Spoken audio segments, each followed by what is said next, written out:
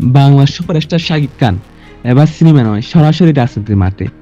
আওয়ামী লীগের নিষিদ্ধ প্রত্যাহারের জন্য 24 ঘন্টা আলটিমেটাম দিলেন তিনি। মুহূর্তে তুলপাল সোশ্যাল মিডিয়া। ফেসবুক, ইউটিউব, টিকটকে ছড়িয়ে পড়া এক ভিডিওতে দাবি করা হচ্ছে, শাকিব খান বলেছেন আওয়ামী লীগ এ দেশের ঐতিহ্যবাহী দল। এই দলকে এভাবে নিষিদ্ধ করে রাখা যায় না। 24 ঘন্টার মধ্যে নিষেধাজ্ঞা প্রত্যাহার করতে হবে। গত বছরের 5 আগস্টের পর আওয়ামী লীগের কার্যক্রম নিষিদ্ধ হয়ে রয়েছে, এটি সবাই জানে। কিন্তু সেই নিষেধাজ্ঞা নিয়ে এবার নাকি মুখ খুললেন ঢালিউড কিং।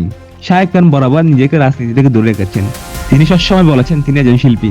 এর আগে ক্রিকেটার সাকিব আল হাসান আওয়ামী লীগের প্রতিজ্ঞাবদ্ধ থাকার কথা বলেছিলেন। অনেকে হয়তো সেই দুই সাকিবকে এক কাতারে ফেলেছেন। তবে এই খবরের দুই ব্যাখ্যা হয়ে গেছে নেটিজেনরা।